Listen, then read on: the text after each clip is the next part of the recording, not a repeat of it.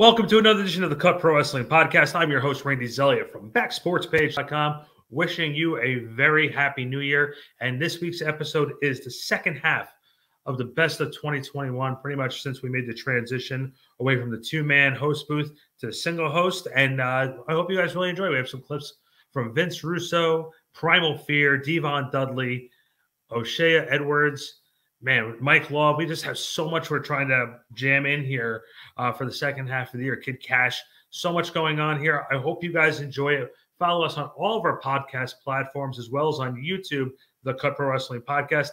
Give us a subscribe and a review. Tell us if you like what we're doing or tell us you don't like what we're doing. And, of course, we're all over social media at the Cut Pro Wrestling Podcast. I think you've heard me ramble on long enough. Thank you for making our 2021 very exciting and eventful. Special thank you to Andrew Fumi, who's our producer, and the rest of our great staff. Again, enough of me rambling on. Here is the best of 2021 here on the Cut Pro Wrestling Podcast, courtesy of BackSportsPage.com. Yeah, we can definitely work that out.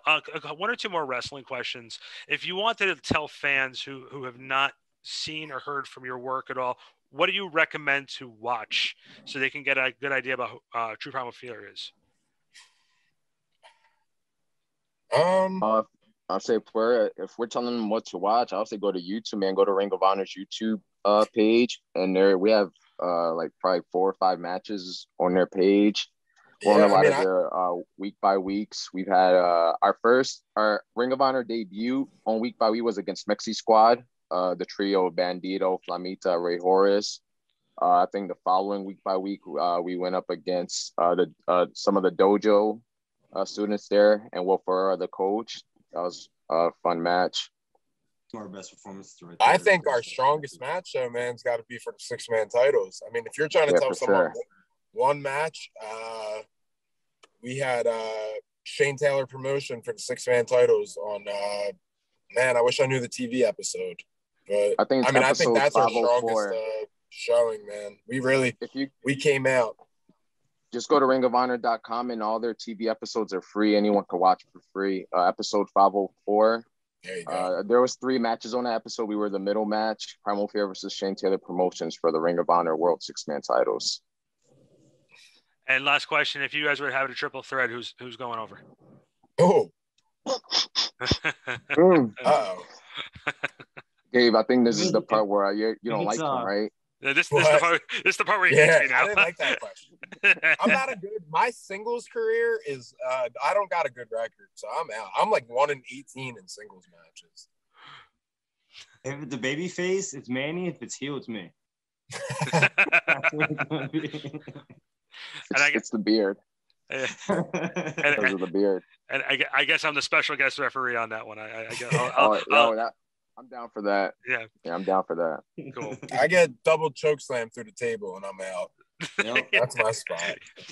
First 3 minutes of the match, right? Yeah. It's over. That's what I'm there for, the car crash. And then after the match, we settle our differences and then we turn on the guy who made all this happen. Yep. Yeah.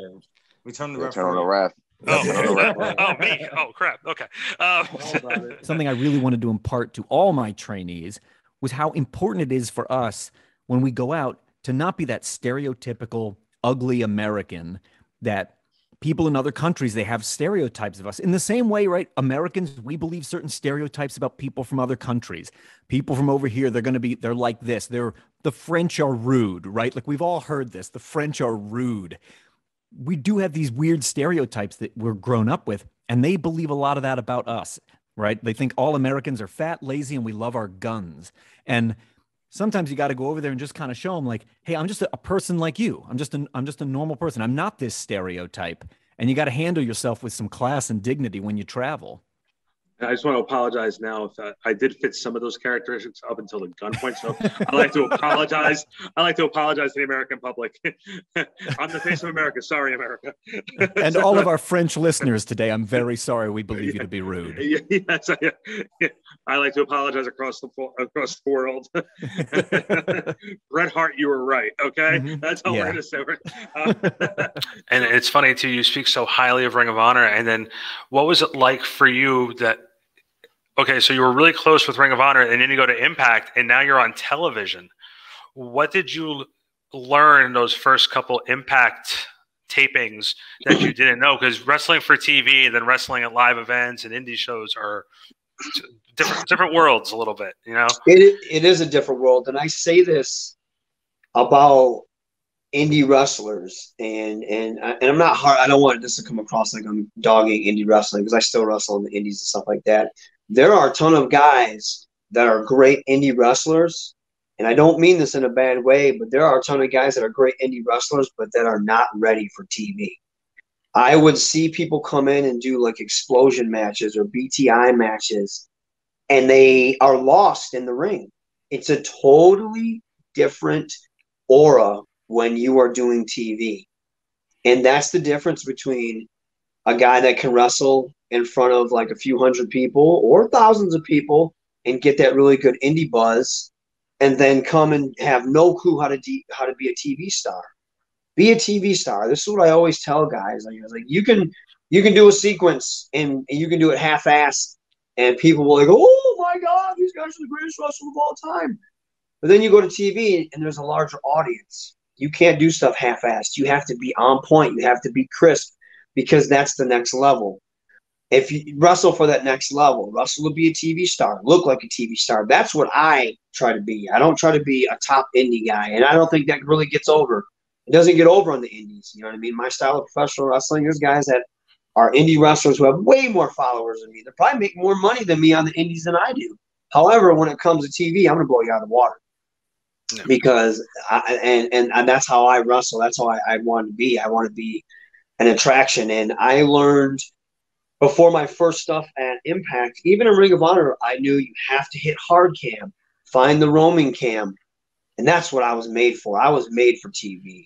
I was made to find the camera, make love to the camera, baby, and cut the promos and be a personality. That's what I was made for, because that's what I grew up on. And so that's what, when I went to Impact and Ring of Honor for the first time, and I knew I had to find the camera, I already knew that in my mind. So there's times when I hit a move, work to the hard cam. I hit a move and I want to show my face. Don't pander to the crowd too long. Find a camera, because sure, there's thousands of people here, but there's millions watching at home, and that's where the money is, the millions watching at home. There's the difference. So I knew that going in, and I psyched myself up and I studied that. So when I actually did it, that's what I was looking for and working for. And now it comes second nature. Have those facials, have those reactions, be a personality, be a TV star. That's what I want to do. And that's some of my advice to all the indie guys out there that are trying to make it on TV. Tweak your style up. You can still do all the cool stuff that are going to get those fans that, you know, that are just marks for it. But also, you want to get to that next level. How are you going to be a TV star? How are you going to be different from everybody else that's already on TV doing what you do? That's my advice to guys. That's a world of difference right there. First of all, I'm a big fan of always supporting your local indie wrestling federations, because I think it's a very big deal and an important part of the industry. I would love to know from you as a professional yourself, though, what would you say is the biggest difference, and which do you prefer? You know, both have like their special place. You know,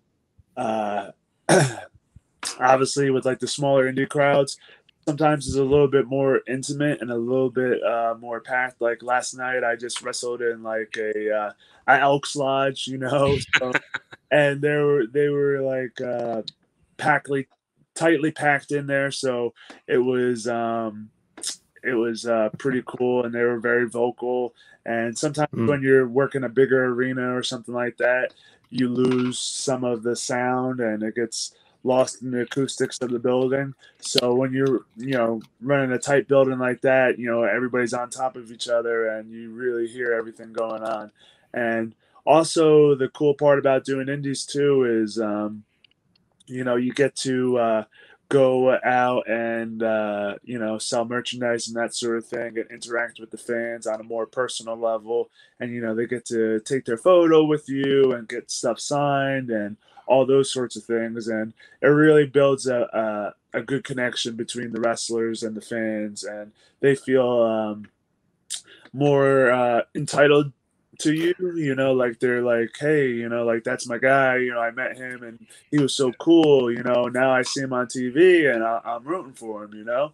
Right. So, but you know, at the same time, when you're wrestling on TV, it's probably going to be seen by a lot more people as well. So even though Ring of Honor hasn't had any fans for their TV tapings so far this year, it's going out to tons and tons of people syndicated around the country on you know, different channels across the country. So hundreds of thousands of people are watching this. So you got to keep that in the back of your mind too. So just because there's no fans there, you don't want to like mail it in or anything, because, you know, everybody's going to be watching on TV. So, but you know, it takes an extra little like pep talk to yourself to really have to go out there and give it your all when there's no fans in there. So, but you know, I can't lie. I enjoy, you know, wrestling the smaller shows and wrestling TV as well, because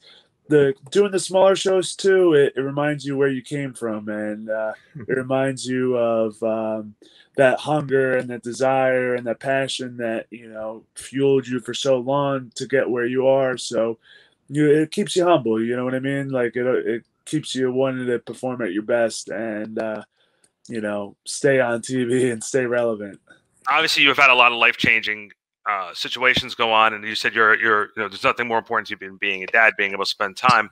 How difficult is it for a wrestler's life when we're on a normal schedule to be able to balance home life and balance the road?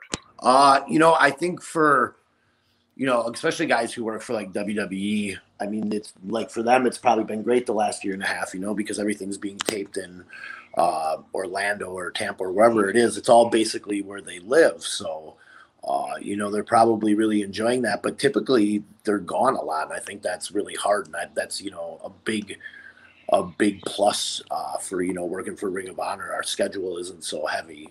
So, and you know, as well as other things like, you know, the company really takes care of the guys. They were doing like through these last, how many ever handful of tapings since last August, have been really precautionary with taking COVID tests a week before you even leave, and then getting in and having to quarantine and take a COVID test the next day, and then take a COVID test the next day, all while quarantining. And then, you know, only going to do tapings a couple people at a time in separate locker rooms and all that. You know, they really looked out for the talent, and everybody that was working the shows, the crew, everything. So, you know, having that schedule and having a company that kind of takes those extra steps, it makes you want to, you know, be at a place like that. I've been asking a lot of people we've interviewed this type of question, especially with the pandemic. What has the pandemic done for you as a wrestler that made it sort of change the way you present not only yourself, but the way the company presents the product? You know, I think for how the company presents the product, I think it's really cool that we're doing something different. We got those really big screens that are up close, so it doesn't feel like you're wrestling in just some empty arena. They're not doing anything with like having faces on screens.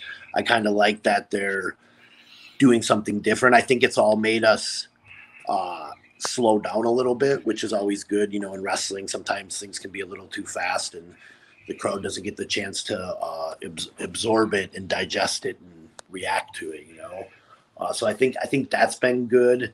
I think it's made guys realize that they have to really find a character or define that character or evolve a character, because, you know, a lot of wrestling is kind of just guys with a first name and a last name, and they're just really, really good wrestlers. But when you don't have this opportunity to showcase your strong points or your talents in the ring, you gotta find a way to display that, you know, through social media videos or skits or whatever you're going to do. I know for myself, you know, for years I just wrestled as Silas Young. I was just a guy with long hair and a beard. I was a good wrestler. You know, people respected my work, I guess. So then when I went to Ring of Honor in 2013, shortly before that, I started dabbling with the Last Real Man thing. You know, Last Real Man is like my father, basically. he had slick back hair and a mustache. My dad was a badass, and it's just kind of like a nod to men of the past. But my point is, like, I realized that going into Ring of Honor, like, all these guys here are really good wrestlers. I need to do something to stand out. So that's when I really kind of, went into high gear on the Last Real Man thing and really started embracing it more and more. So I think in the last year, it's made guys realize they need to develop more character or show the people who they are. Was it difficult for you not to have the fans in the arena?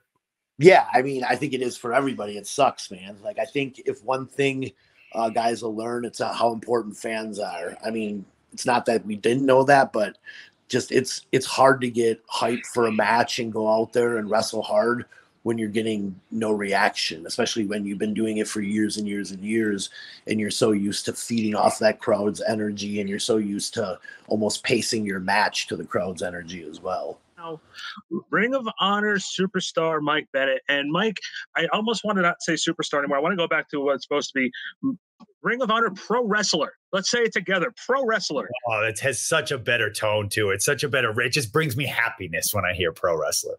Well, you've certainly had your share of adjustment going back to pro wrestler over the last year and a half.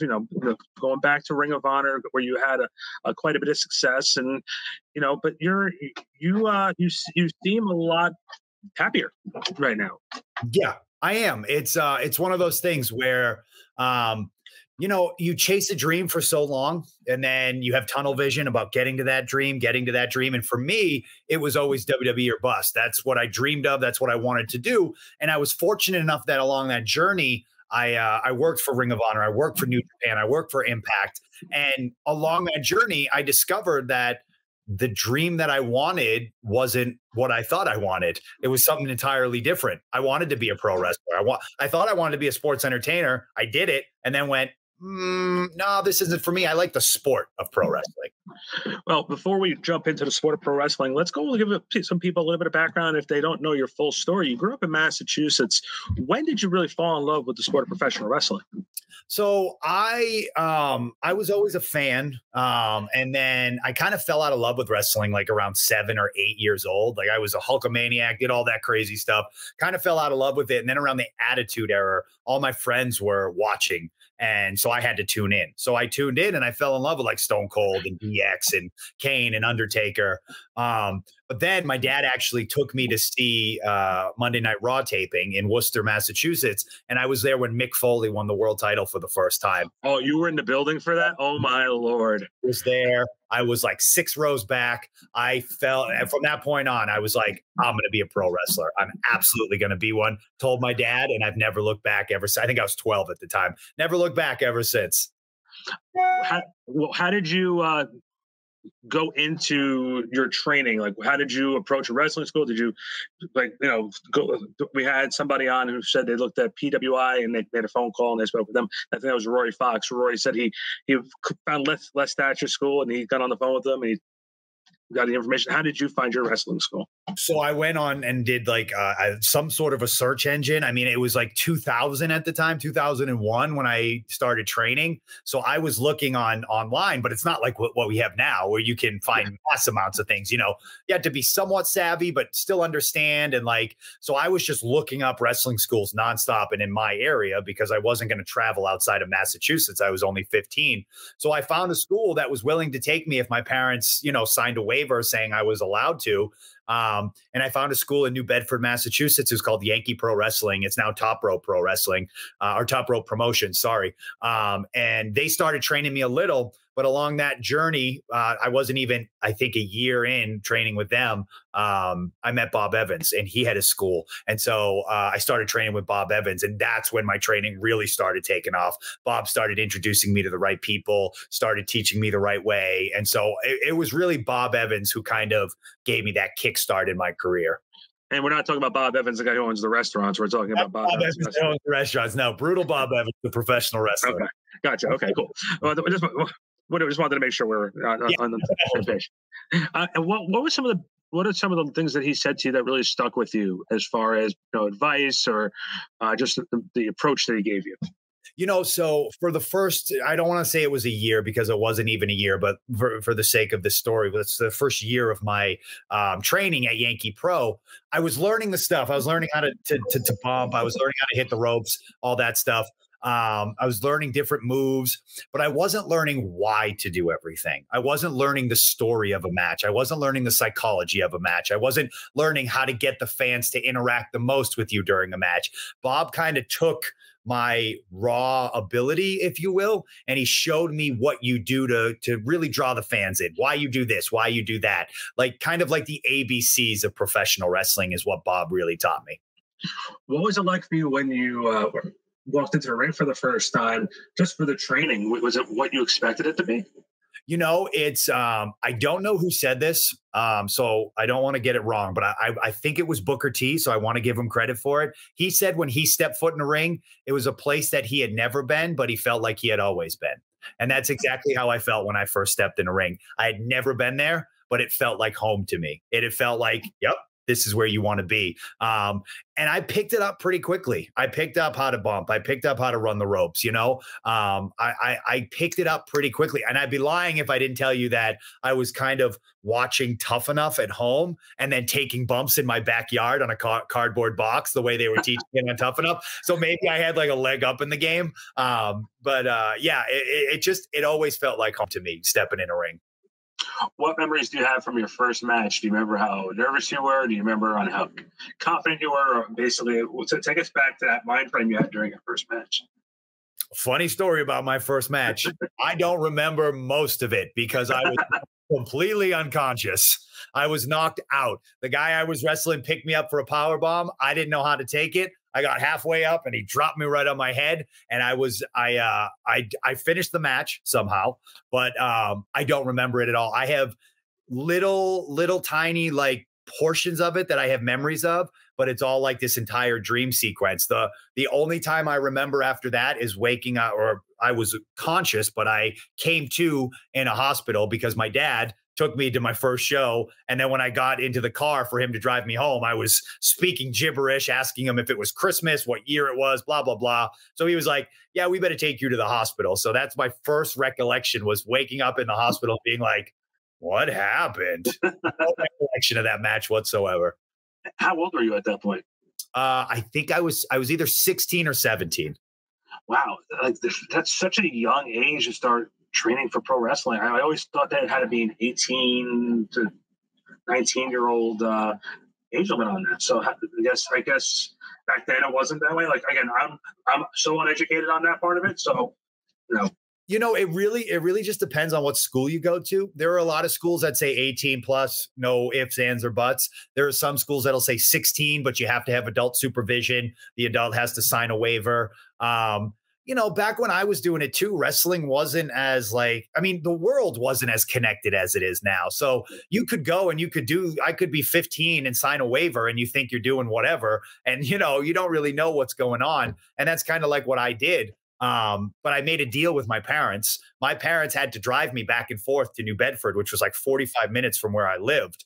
And because I didn't have a car and I didn't drive, I was still getting my learner's permit, trying to get my license. So my parents drove me. God bless them. They are the greatest parents in the world.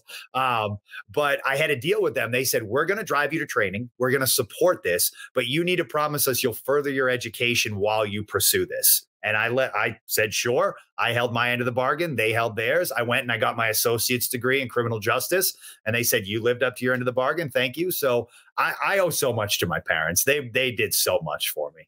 How is having a guy like yourself, and when you came back, RVD was here, and Tommy Dreamer, guys you've had a lot of history with for a long time, dating back to ECW.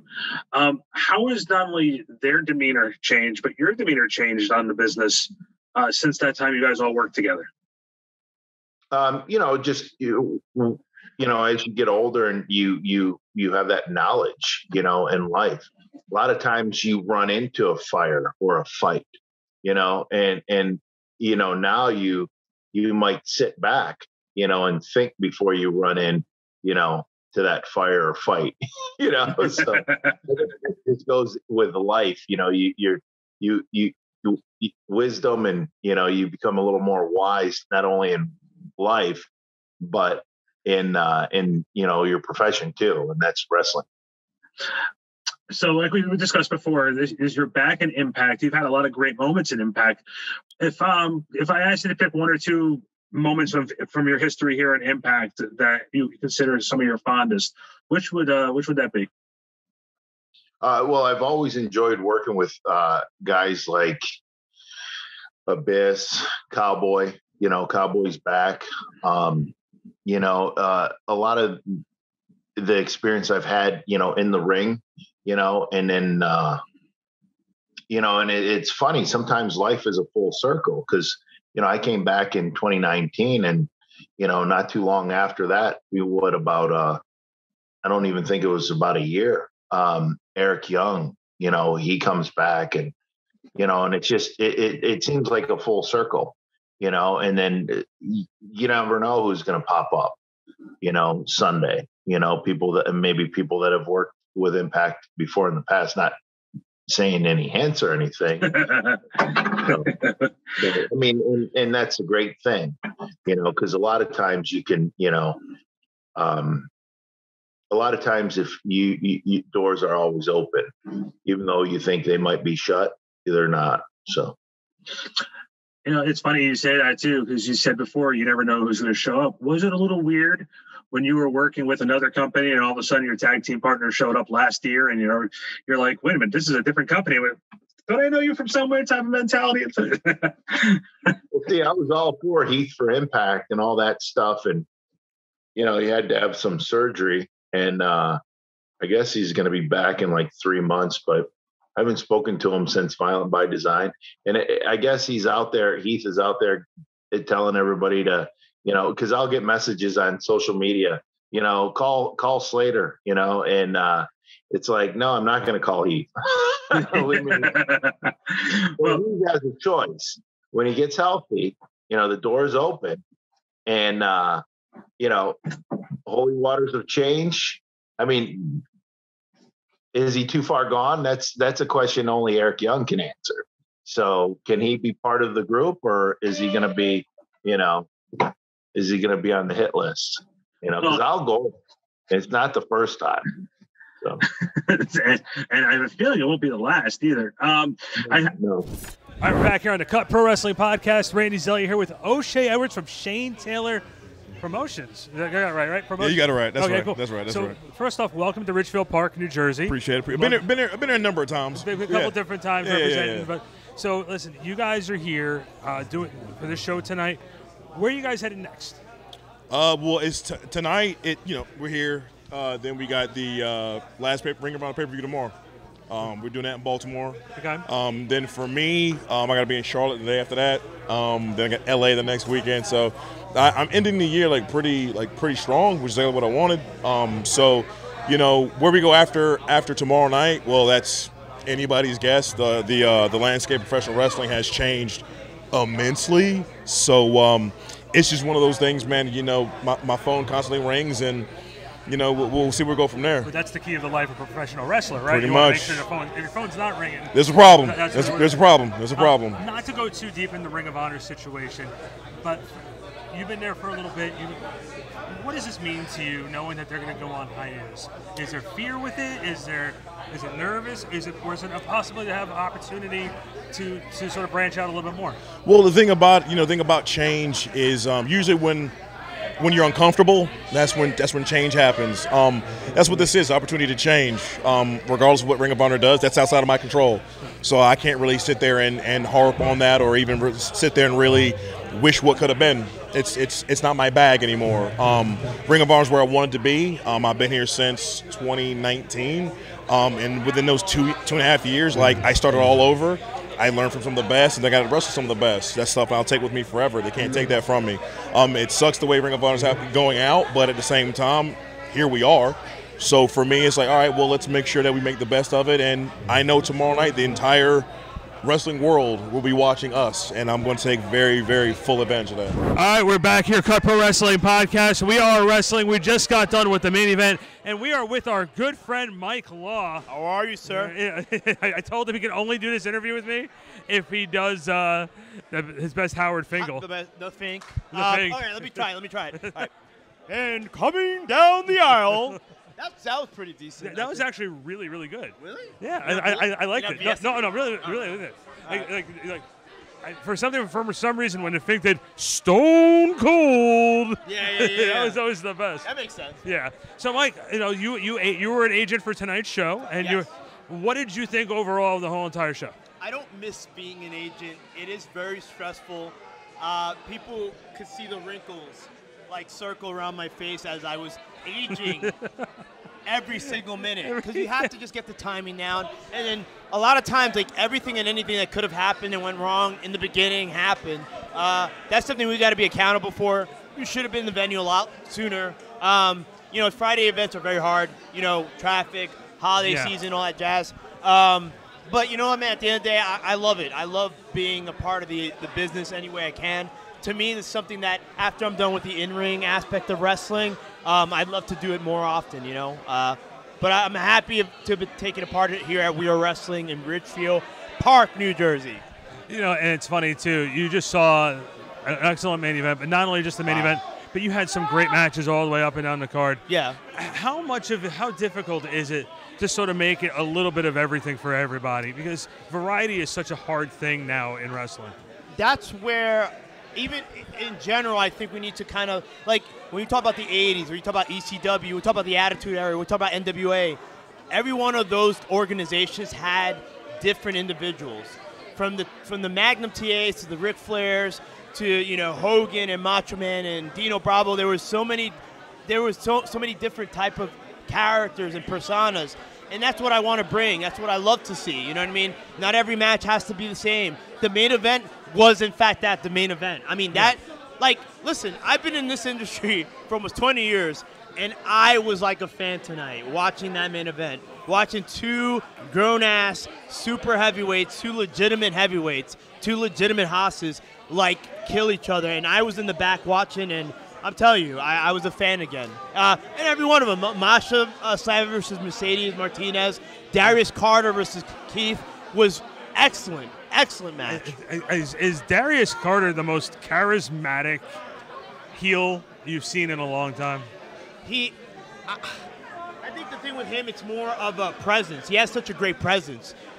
He comes out and he commands the crowd, and that's something you can't teach anybody. You either have it or you don't. You know what I mean? Or you could progressively gain it as you go along. But he could control the crowd so well. And so many people need to study guys like him, Dan Moth, O'Shea Edwards, the list goes on. Even like a Mercedes Martinez. Mercedes going in there and showing why she is a superstar. And it's not a WWE thing. It's not an NXT thing. She's a legitimate superstar. Her presence, the way she carries herself, a true professional. I mean, that was my first time being in a locker room with Mercedes, and just such an honor. She's such a talent, and I think to me, any company that's lucky enough to have her is truly a lot better. Right, you're on the Cut Pro Wrestling podcast right now with the one and only Mike Law. Colossal Mike Law. I was Agent Mike Law tonight, not Colossal. So are you like Matt Hardy now? You have different gimmicks. You have Big Money Matt. You have no. So now it's you're either agent. I'm an agent or I'm Colossal, okay. Or I'm a coach too. Maybe I don't know. There's different things. Mike Law will hopefully join us again on the Cut Pro Wrestling podcast. Yes. Mike, thanks for giving us a minute or two. Man, thank you so much. And for coming out. Thank you, man. I appreciate you guys, and thank you for watching.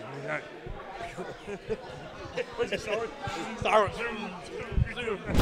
Here on the Cut Pro Wrestling podcast, I am here with the hashtag Allfather.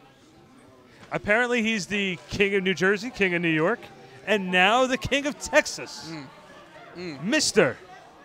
Darius Carter. The king of all things. The king of all things. Oh, yes, the king of everything. The king of the independent scene. It's about getting respect. It's about getting appreciated. And it's about being known. So I deserve it. Do you feel that you got your respect tonight? I should have gotten my respect. I think that people need to understand that when it comes down to the ring work, when it comes down to the essence, when it comes down to the charisma, when it comes down to every possible box that you can check, I check them off. So it's time that I get that respect. It's time that you start coming to Darius Carter. It's time that you start showing me the appreciation that I deserve. And I'm not talking about cheers and boos. I'm not talking about that. I'm talking about making sure that I'm seen around the world. I'm talking about those promoters that are afraid to take the chance on Darius Carter. I'm talking about those wrestlers that are afraid to step into the ring with Darius Carter. It's time that I am put in that upper echelon of talent on the scene because I am there. I go out there, I deliver every single time. You ask me to do an interview, here I am doing an interview. Whatever you need Darius Carter to do, I do it in spades, and I look great doing it. Look at that, baby. Come on, come on. Whisk them away. Whisk them away in the chariot of excellence. And it just doesn't stop tonight, correct? You're back at it tomorrow? Oh, I'm back at it tomorrow, yeah, because I'm actually back in this building, Pro Wrestling Magic. They're going to be having their biggest show of the year, which is Kingdom Come 6. So I'll be doing that. I'm competing for something called Keys to the Kingdom, which is like their version of Money in the Bank. You win it, you can cash in on a championship opportunity whenever you want. So I'll be doing that tomorrow. So I'm looking forward to it. You expect victory? Oh, I don't expect victory. I know victory is going to come. Expecting, it means I'm waiting on it to happen. I'm not waiting on anything. Victory may as well be my middle name. It might as well be on my birth certificate. All I do is win, comma, no matter what, exclamation point. And that's just the way that it is. It's just the way that it is. That's why you don't like me. Because I say I'm going to do something, I say I'm going to be successful, and then I am successful. Nobody likes you. I think your mother might like me. I think she might. Just saying. The mothers love me. The mothers love Carter. Just saying. So it is what it is. You have a unbelievable track record in this building. Is there something about this building that just brings out the best in you? Well, you know what? Honestly, I like that that mirror up top. Because when you're on your back or when you're on the mat and you see yourself, it's like an added incentive to pick yourself back up. So some people need the fans to get up. Oh, cheer, oh, help me. I don't need their help. I'll never need their help. But when I look at myself and I'm on my back, and I need to get up off that mat, my biggest motivation is my own reflection. So that's something that I appreciate about this venue. It's a little bit tighter, so the sound all travels.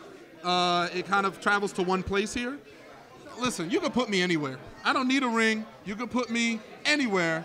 Darius Carter is going to be successful. I wrestled at the Polyam Mansion for MV Young, okay, and suplexed Pinky Sanchez into a fire pit, okay? That's what I do. You can take Darius Carter anywhere, and I'm a marketable success. Grade A, A1. That's what I do, and that's who I am. So now that you are the king of Texas, can I ask what your favorite part of Texas is? I don't have to like Texas to be the king of it. Oh, okay. You think you have to like a place to rule over it? Okay. Listen. King of New York. King of Texas because I beat the Underground King. I stomped him back underground where he belongs with the maggots, with the urchins, with the rodents, with the pests.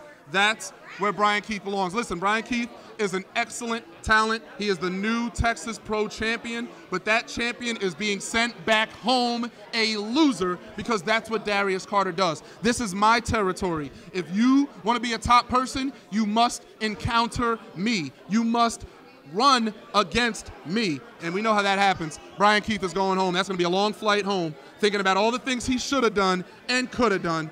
But baby, there's nothing you could have done. You ran into a brick wall, and that's all that there is to it. So good job to you, but you're not good enough. And that's the fact. It's the truth. This is the Cut Pro Wrestling Podcast live in Richfield Park, and we are wrestling with a very humble Darius Carter. I could have said so much more. I thought that was very, very low-key, so you're welcome for that. And for anybody that's looking out for me, this is where I plug myself, okay? You can find me on Facebook, on Instagram, Twitter, /Mr. Darius Carter. People are going to be talking about this momentous victory. People are going to be talking about how I hit the royal sweep on Brian Keith in the middle of the ring, defeated the new Texas Pro champion, became the king of Texas, the king of the territories, the king of the independent scene, the one, the only, the most dangerous man on earth, Mr. Darius Carter. You are welcome. Oh, so good. Come on. You can cut there. And it's so funny, Randy. Randy, I'm assuming you're a sports fan. Yes. So I'm gonna lay out this analogy to you that is very simple. I'm going back now and I'm breaking down all the Attitude Era shows hour by hour. That's what I'm doing now on my russosbrand.com. And I am purposely looking at the length of matches. Bro, we're talking 3.5 minutes, 4 minutes, 2:45, 3:15. Bro, the matches were under 5 minutes. You fast forward, bro, to 2021, you have 15, 20-minute match after 15, 20-minute match. And obviously the ratings and the audience has gone way down. So what I relate that to is, you know, bro, the Braves just won the World Series. Right. When Snitker gets ready for 2022, what is he going to do? He's going to look at what the Braves did in 2021. We were very successful in 2021. We were world champions. We need to continue along that path. Bro, they've got a blueprint. They see through the Attitude Era. It was short matches, because if you have long matches on your show, the only people that are going to watch are hardcore wrestling fans. The blueprint is there, but rather than follow the blueprint, they have gone to the extreme. And then you wonder why wrestling has gone from 10 million people to 1.5 million. Bro, it's no surprise. It's right in front of their eyes in black and white. Well, you were booking WWE and even WCW to a point back in the Attitude Era, Monday Night War era. Do you think from Vince's perspective, you know Vince a lot better than I did. I've met Vince McMahon one time when they had the restaurant, and I met him outside, just said hello. That was my extent of ever talking with him, ever. But you know him 10 million times better than all of us. Do you think after you left back in October of 1999, the reason why he has put a long, big staff of writers is concerned is because he didn't want to put the trust into just one or two people who might get up and leave. 1,000%. Yes. 1,000% correct. Yes. And do you think because he did that, he's not only trying to protect himself, but by doing that, he's bringing comedy writers in, he's bringing movie writers in, he's not bringing in people who are tapped into the product? Do you think that obviously that hurts the product by trying to get these guys who are wrestlers? Because I've listened to John Moxley and Chris Jericho and some of these other guys come out and say they took away the fun of being a professional wrestler. Yeah, bro, you are dead on, bro. Back in the Attitude Era, there were two writers. It was me and Ed Ferrara. Period. End of story. There was nobody else involved. Ed and I would get together and we would write the show from start to finish, and then we would present it to Vince and we would walk Vince through it. When we left, again, for the reasons that you just stated, what he did, bro, was he had a structure that worked and was very simple. But now what he has done is he's created layers upon layers upon layers upon layers, writing teams. This one reports to that one, who reports to this one, who eventually gets to Vince down the line. He has created a structure that does not work. The structure is broken. The system is broken. It does not work, and he's not doing anything to try to change that. You recently were in WWE as far as an A-ring competitor up until 2016. You guys decided not to. You guys decided to sort of step away from the spotlight and go behind the scenes. What did it mean to you to have that last run with the company? You were there in the company at its hottest time in the early 2000s, late 90s, and you just left your stamp on professional wrestling around that point. And then, of course, having a great year in TNA. But I'm talking about just in general, as the business was on such a high with the Attitude Era. What was that like, in and out, night in, night out, being around sellout houses every single night? What was that like? It was phenomenal. We were like gods. I mean, everywhere we went, we had to be escorted into, whether it was a mall, excuse me, whether it was a restaurant. It was unheard of. I always said, I couldn't fathom what Michael Jackson or Madonna felt like in terms of their stardom. But I think I could say we had maybe 3% of that during the Attitude Era. And that was amazing. So I can only imagine what those guys went through. So, I mean, what we went through was rough. I mean, again, you're out with your family. You want to be left alone. People come up and ask for autographs. I get it, the starstruck and all of that. But sometimes you just don't want to talk wrestling. And sometimes you just want to be by yourself and not have to worry about. Once you leave the road, you want to leave that on the road. But that's the life we chose in terms of being in the spotlight. And, you give up that. But it's not fun, but you give it up, and you know that you give it up. Some people handle it great. Some people don't,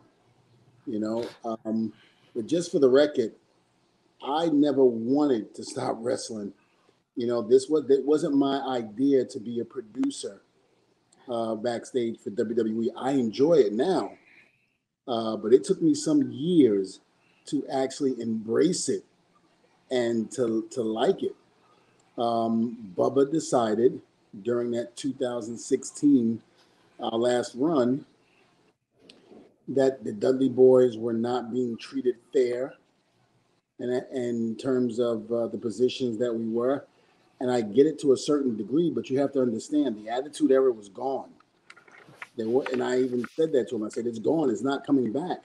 So I'm not coming back to WWE to relive the Attitude Era. In my opinion only, in terms of between the both of us, I didn't feel that way like he felt. I didn't feel like they were messing up the legacy that we chose. A title doesn't mean anything at this point in stage of the game when you've won 24 already. I mean, good God. So to have another title, that says you're the tag team champion, at that point didn't really mean anything. What meant to me coming back to WWE was helping the younger talent out, being able to pass that torch, and to be able to go back to a place that I felt back in 2005 that we didn't leave the right way. There was still some stuff left on the table that I felt that we had to come back to WWE in order for me to finish out my career the way I wanted to. But, there was a contract given to us after the second run, and Bubba didn't want to sign it. He wanted to do the Bully Ray character. And Vince said no, he didn't want that. He wanted the Dudleys. He didn't want us to break up. He didn't want us to, regardless to what we did in 2002 when we broke up, it still laid fresh in their minds that we were better as a tag team. Sure, I wanted to be, in 2002 with the Reverend D-Von gimmick, I felt that I got the raw end of the deal because the gimmick was going great. The people were liking it. I mean, hell, Triple H laid down in the middle of the ring for me. He didn't have to do that. And he was at the top of his game. But he laid down because he believed in the character. The character was getting over. I was doing vignettes with Vince in the back that he was even loving. I might have stumbled along the way, but not enough to kill the character completely. I went up against Randy Orton, John Cena, Rikishi, Val Venus. All the top stars back then, and Reverend D-Von went over on all of them, including Triple H and Batista. So apparently I was doing something right. So my point to this is that although the WWE might have thought that we couldn't do it as a singles, I beg to differ. And I felt that we could have, but they didn't see it that way. So guess what? It's his sandbox. You have to play in his sandbox or go home. Well, Bubba chose to go home. So again, I knew coming back, we weren't going to be the top of the food chain, although the respect that we got from the locker room was tremendous. But again, at the same token, I knew my role in coming back was to help the younger talent, to help get them over. And in order for that to happen, we got to lay down. We got to do things probably we don't want to do. But again, that's Vince's philosophy. That's Vince's sandbox, and you got to play by his rules, regardless of how many people think he's out of touch or out of tune or what have you. It's his playground. You do what that man says. It's as simple as that. He writes the paychecks. at the end of the day, I don't go on Twitter and I don't go on Instagram to see what people are writing about the Dudley Boys and go, oh my God, they're treating us bad. I need to voice my opinion. No, I'm not going to do that because, again, as working as a producer backstage for the company, there are a lot of things that people don't see what's going on. So they assume when they do see it on TV that it's like, oh, that's garbage, you know. But no, there's things behind what we do. In other words, I'll give you a prime example. In TNA, Bubba, who was Bully Ray at the time, was supposed to wrestle James Storm. They had a great build-up, a great storyline. James Storm, it was supposed to be leading up to a pay-per-view. I forgot which one it was. It could have been Sacrifice or what have you. James Storm got hurt and was actually in the hospital, I think 3 or 4 days prior to the pay-per-view event. Now, remind you, this was a big build-up. They did a great job in building that storyline up, but he couldn't wrestle. So I think James Storm beat Bubba in like 10 seconds. But again, he couldn't wrestle. And that was what we had to do in order to give them something. We didn't want to come on and say, oh, you know, due to James Storm's injuries prior to the match, we're not going to have this match. They still went on with it, and they still did it. These are some of the things that the fans don't see. Right. And the fans shit all over the match when they saw it. It was like, this big build-up for this, oh, this is garbage. This is why TNA is not going anywhere. But yet they don't know what happens behind the scenes. There are certain things that are done for a reason, and that was to try to cover up the fact that James Storm was hurt and he couldn't have a full match with Bubba. But again, these are certain things that I feel that people don't understand and realize. So I never wanted to stop. I even went to them and said, hey, listen, I'm not ready to become a producer. There's still a lot left in me. And they said, well, you know the old man, you know how he is, you know, he wanted the Dudleys and Bubba didn't play fair. So, you know, we're going to give you this opportunity to be, you know, to stay with the company. So I looked at, and it was Triple H. And I said, do I have a choice? He said, no, not really. So at that point, I was going through a divorce. And I would have loved to have gone back to Japan and finished my career. But going through a divorce at the time and having to travel 17, 18 hours on a plane to Japan every week was not what I wanted to do. So I had to weigh my options and say, okay, well, here we go. I guess I'll stay here and become a producer. And like I told you, I hated it at first. I didn't like it. Now I've grown into it and working with guys like the Usos, the New Day, you know, even Ray and Dominic, you know, the Viking Raiders, the Bludgeons when Harper, you know, God rest his soul, was in WWE with Eric. I had great matches with those guys in the ring with them, as well as producing their matches, and Cesaro and Sheamus. You know, I had great time, and even working with Apollo as singles. I just I felt that I was wronged again and not getting the opportunity to wrestle continuously. But you know, it is what it is, and I made a great as a producer. So, you know, when people ask me what happened with the Dudleys, well, Bubba didn't want to play fair. So, and I know Bubba will have his own opinion about what happened, but again, that's the majority of it. They gave us both the contract. I signed it. He didn't want to sign it, and it left a bad taste in their mouth. And by the time he was ready to sign it, some time had already went by. Let me give you a timeline. When Shane McMahon came back in Detroit, when he had been gone for several years, and he came back in Detroit, that was when I signed the deal. The deal actually came, and that was sometime in March. So the deal actually came to us in February of that year. Now they've been trying to get us to sign it, and Bubba wouldn't sign it. So now all of a sudden we go forward, and now I've signed it and he hasn't, because there's still things that he felt that he had to take care of on his side. By the time he got through that, the company was just like, nah, we don't want it anymore. We're not dealing with the headaches. And they decided not to do it. That's when they said they were Dudley. So it wasn't like the WWE did a bad thing by us. Let me put it to you this way. They gave us a contract that was great. And at 44 and 45 years of age, I even told Bubba, I said, we need to take the money and just go. We're not going to get an opportunity like this again. We just need to sign this contract, do another year. If you don't want to do another year after that, then don't do it. I'll go on my own. But, I couldn't make him sign it.